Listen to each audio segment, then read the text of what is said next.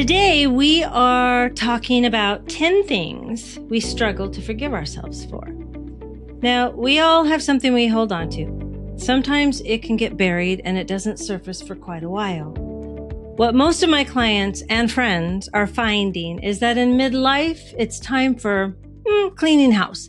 And that means all those what I call little dust bunnies that are hiding in our bodies and in our psyche, they're ready to be witnessed and relieved.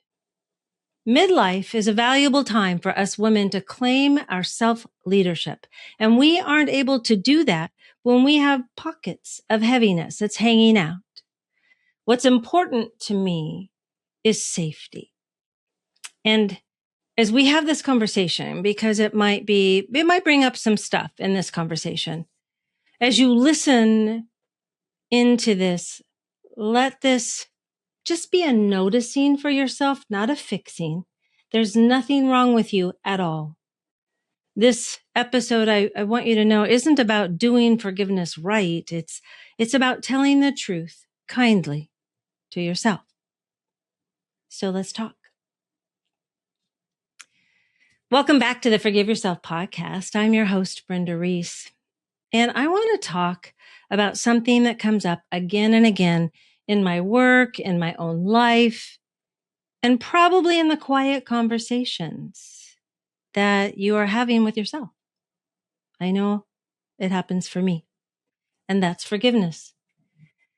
When we think about forgiveness, we usually think about other people, but some of the deepest resentments we carry are the ones that we hold towards ourselves.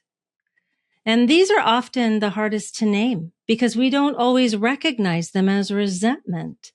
They can show up as guilt, self-criticism, regret, exhaustion, right? And the feelings that comes with that, or a constant feeling of, something doesn't feel quite right. It's different now, but I don't know what it is. I feel unsettled. Now, before we talk about the 10 things we struggle with forgiving ourselves for, I want to set a container. And that is what forgiveness is and isn't. Now, don't turn me off just yet. I'm going to make it quick. And I say this because there are quite a few people that say, oh, Brenda, I already know what it is and isn't. But let's just see if you resonate with these at all. Forgiveness is the release of an emotional charge that keeps us stuck. Forgiveness is a willingness to see ourselves with honesty and compassion. And it is a process, not a single decision. And forgiveness is not saying, oh, it didn't matter, especially when we have been hurt or we hurt ourselves. It's not agreeing with what happened. And it's not forcing ourselves to just get over it. That happens a lot because as humans don't like to be uncomfortable. Well, we like to be comfortable, not uncomfortable. But when we skip our feelings or we rush forgiveness, the resentment doesn't disappear. It just goes underground. So there you have a quick description of what forgiveness is and isn't. So that wasn't so bad, right? I'm curious though. Did you resonate with any of it? I'd like to know. Okay. So unforgiven resentment or resentment itself, it costs us because when resentment, especially self-directed resentment, lives inside us, it often shows up as mental fog or loss of focus, chronic fatigue or low energy, anxiety, rumination. All right. How many times do we think about this conversation in our head, right? Or maybe that harsh self-talk. And over time, it can lead to stress-related health issues. And I've shared my own story about my body breaking down. Now, this is not because something is wrong with us, all of this. It's because the nervous system stays on alert when something inside hasn't been witnessed yet. Now, the timing of forgiveness really matters. If you've been with me for a while, you have heard this, that there is a time to forgive and a time not to forgive yet. Not everybody talks about this, and I feel that it's really important. Because with self-forgiveness, you can't bypass feeling the feelings. You can't bypass letting the story be told. You can't bypass honoring the part of you that was protecting, surviving, or doing the best it could. Forgiveness comes after witnessing, not before. Now, if forgiveness feels forced, it's usually because something hasn't been honored just yet. So with that in mind, let's talk about the 10 things we most often struggle to forgive ourselves for. Now, I'm going to be giving some general examples of how these may show up for you. And then I'm also going to be giving examples that show up for high achieving women in midlife, because that's who the majority is that listens to the podcast. Now, these 10 things are areas that I have found most people struggle with. Now, you may have something different, and I would love to know after you listen in. So here's the 10 things. Number 1, how we showed up or didn't show up. Okay, now remember, these are the 10 things that I have found people struggle with forgiving themselves for. So number 1, how we showed up or didn't show up. This would include things like what we said or didn't say and thought we should have said, something we did awkwardly or we wish we had done differently. An example would be you replay a conversation in your head over and over, wishing you had spoken up, held a boundary, stayed quieter, been kinder, or maybe you didn't react at all. Maybe you cringe at how emotional you were or how shut down you became. Now, for high achieving women in midlife, this often shows up as regretting how you spoke up or didn't in a meeting with a boss or on a board.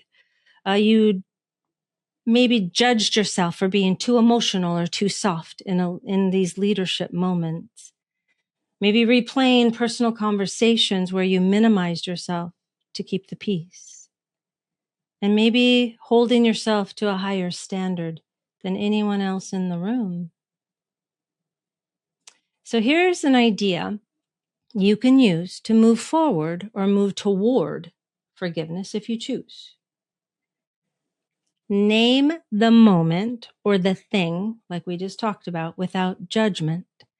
And then I want you to ask yourself, what was I afraid of then?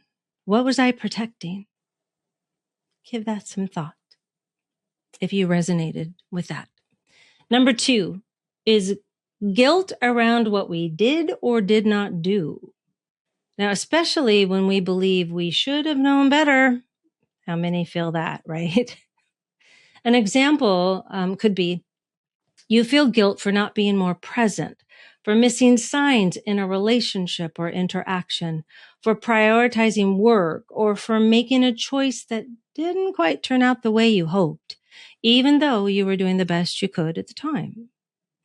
So for high achieving women, this often shows up as guilt about time spent building a career while caring for the family. There's some decisions that we have to make. Guilt for choosing ambition. A big one is guilt for choosing rest.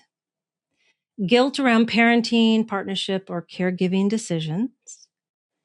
Maybe a constant sense of I should have done more, no matter how much you gave. Yeah, I know that one. Now, an idea you can use to move toward forgiveness, if you choose, if you related to this, is separate responsibility from self-punishment. If we take responsibility, guilt can be used to inform us, right? That's a healthy form of guilt. It can be used to inform us. Now, but if we turn more towards the self-punishment side, that would be shame. And that only immobilizes us. So number 3, the third area that we have trouble forgiving ourselves for is the way we talk to ourselves. Now, this could look like a harsh inner dialogue. I'm raising my hand. That's me. Constant second guessing ourselves, which then leads to self-doubt. Now, an example could be you criticize yourself, calling yourself weak, dramatic, selfish, or too much. Even in moments of success, there's a voice pointing out that there wasn't enough, or I didn't give enough, or I should have done more. For high achieving women in midlife, this often shows up as a relentless inner critic despite all your external success. Feeling like an imposter even after decades of competence.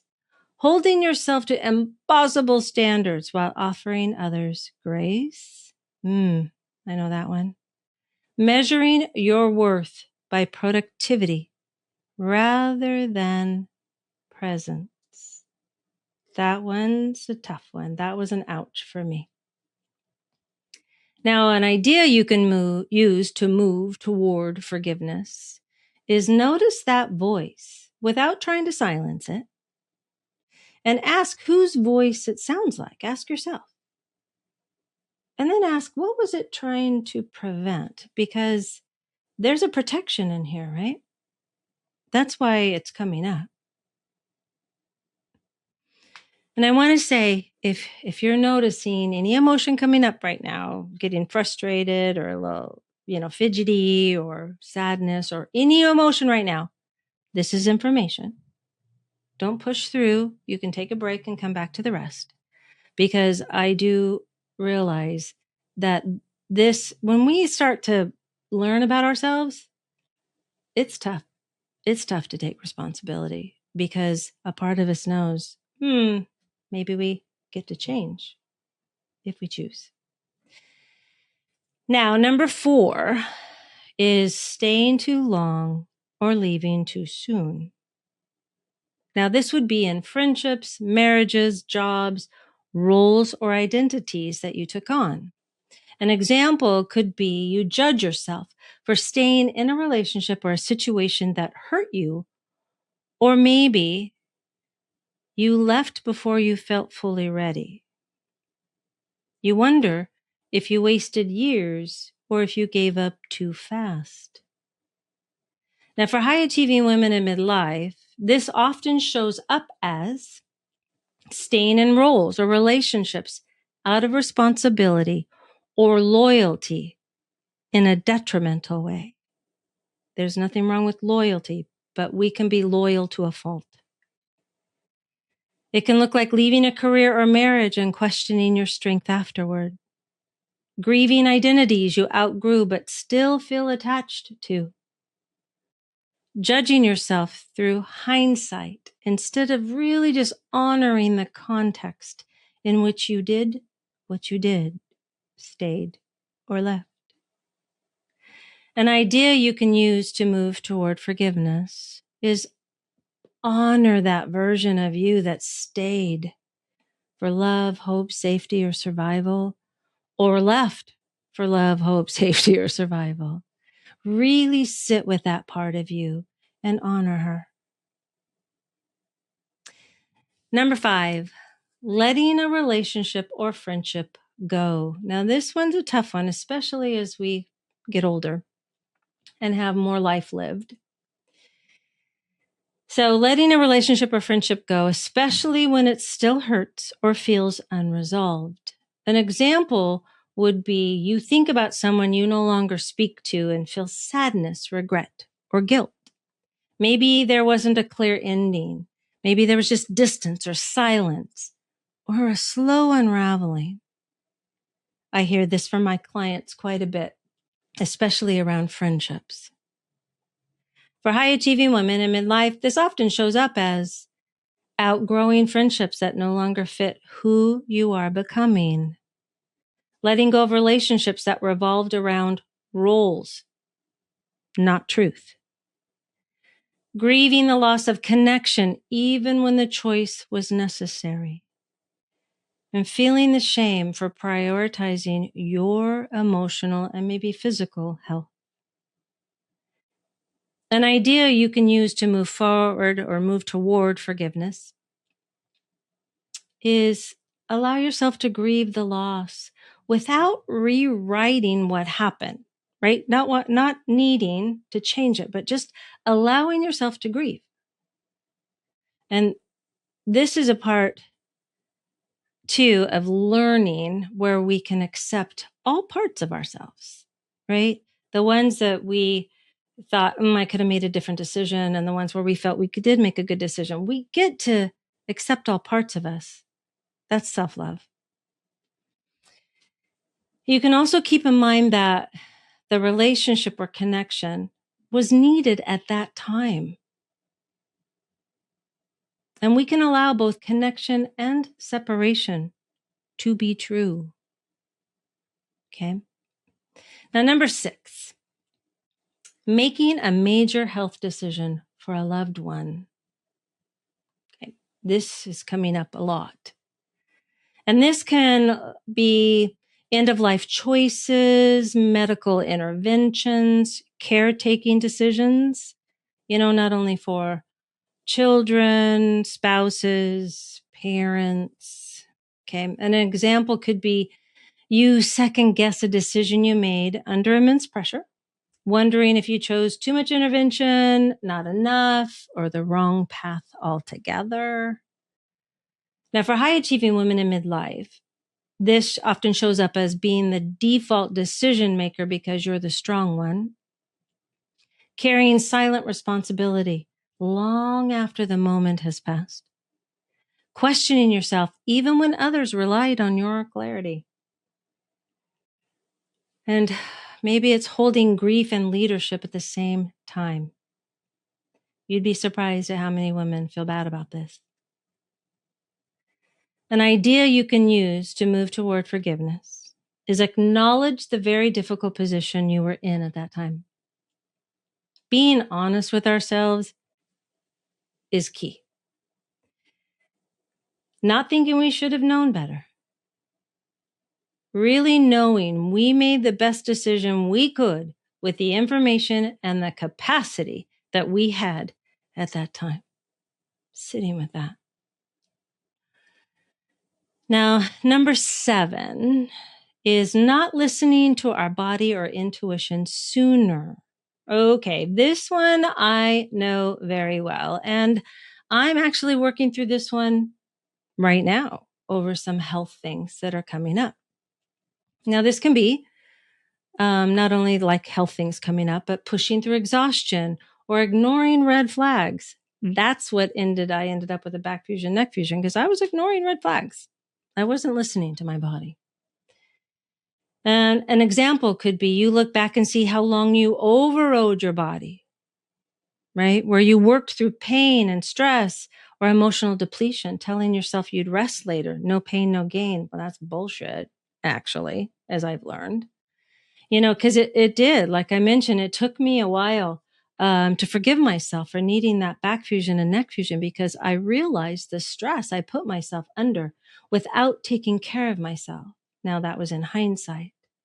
And even now, as I face these new medical things that have come up, I caught myself really being upset, sad, grieving that, wow, okay, caregiving really did take a toll on me and I didn't take care of myself. Taking responsibility doesn't mean that it's an easy thing, but it does bring me freedom when I do take responsibility because then I keep my control and I'm not giving it away. So another way that this can show up, or other ways this can show up for high achieving women in midlife, because that's who I am, could be normalizing burnout as the cost of success. Ouch. Ignoring the intuition because logic felt safer. That was me. Disconnecting from your body to meet expectations from yourself and others. Maybe it's feeling betrayed by your body instead of curious about its wisdom, especially in perimenopause and menopause. Our bodies aren't betraying us like some of us think. They provide us with a lot of wisdom. And now, thank God, we're getting more and more information about this so we can make some educated decisions. Now, an idea you can use to move toward forgiveness is thank that part of you that prioritized survival, duty, or responsibility. Awareness comes after the cost, not before.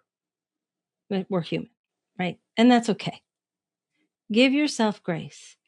And that's part of my whole kind of daily forgiveness process, is to give myself grace. Now, this one here is a really big one for so many of us. And again, if you're noticing emotion come up, it's information, not something to push through. So pause, take a break, breathe, take some breaths, walk around, do something for yourself. Take care of you. We're almost there. Number 8 is repeating patterns we said we'd outgrown. This is another big one. And this can show up in relationships, people pleasing, over giving. That's a lot of us. An example could be you find yourself in a familiar dynamic and you feel frustrated or ashamed, thinking, I thought I was past this. I should have known better. I do know better. Or like I shared in a recent podcast, it's like, I teach this stuff. Why wasn't I doing it? Right? For high achieving women in midlife, this can show up as overfunctioning in relationships and at work. Taking responsibility for others' emotions. Anybody do that? Returning to old roles under stress. That's easy to do. Confusing growth with perfection. That perfectionist tendency that pops up. Now, an idea you can use to move toward forgiveness is, instead of saying, what's wrong with me? Because I don't know about you, but that'll come up for me. Let's replace that question with, what is still asking to be witnessed and healed? Remember, witnessing is important. Number 9, choosing others over ourselves. I know these are doozies, right? But these are the ones that we have the hardest time forgiving ourselves for.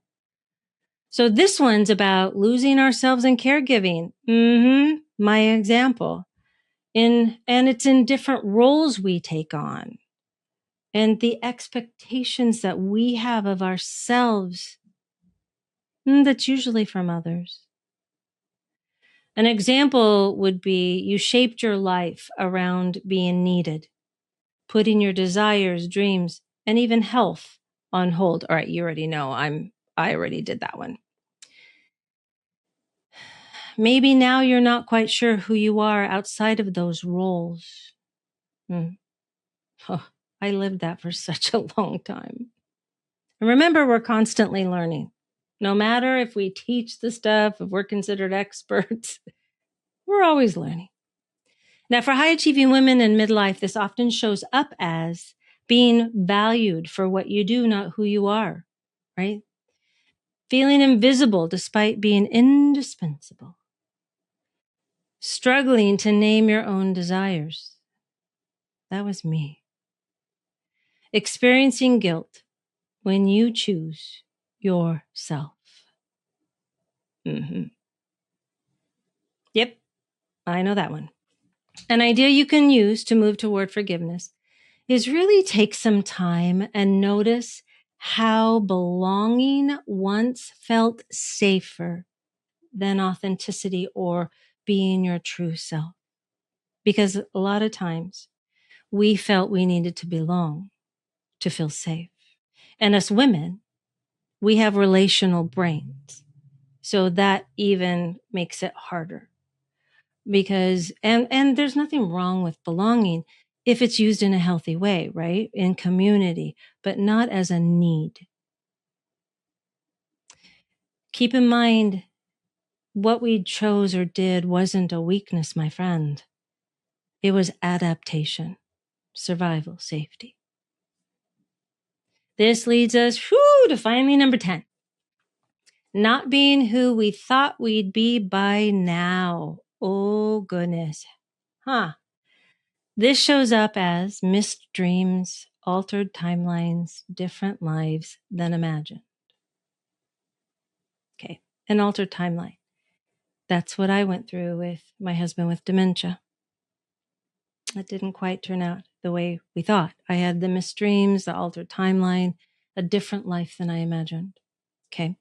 Now, another example could be you imagined a certain version of life by this age, this stage, this season, and now you feel grief or disappointment that it didn't unfold that way. Some people can feel very angry with themselves that they're not where they thought they would be.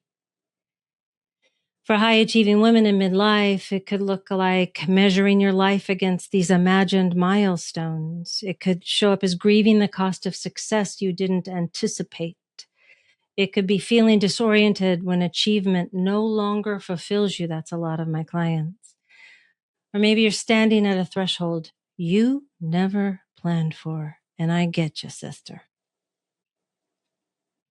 An idea you can use to move forward or toward forgiveness is please allow yourself to grieve this imagined life and make space for the one that's unfolding.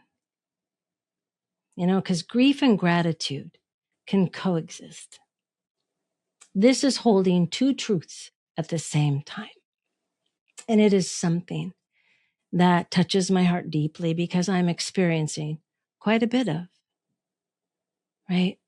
Allow yourself to grieve the imagined life and make space for the one that's unfolding, even though it is uncomfortable.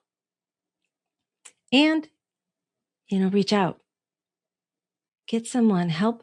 Grief needs a witness. You're going to hear me say this a lot, and it's true. And grief likes to be heard, not silenced, like shame. Okay? And again, I feel you. If one or several of these landed, you're not alone. So much of what we need to forgive ourselves for isn't necessarily about what happened, right? It's about how we've been holding ourselves ever since. Self-forgiveness doesn't mean fixing yourself. It means ending the internal war. Now, you don't have to forgive everything today. You don't have to force compassion before you're ready. You're allowed to take your time.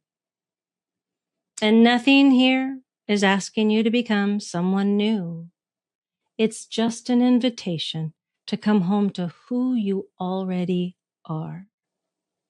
Before the masks, before the learned identities.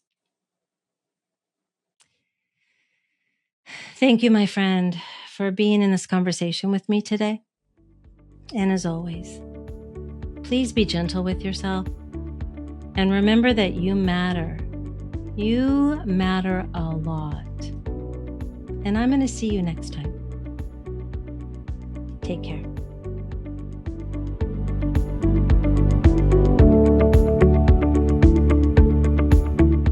Thank you so much for listening today.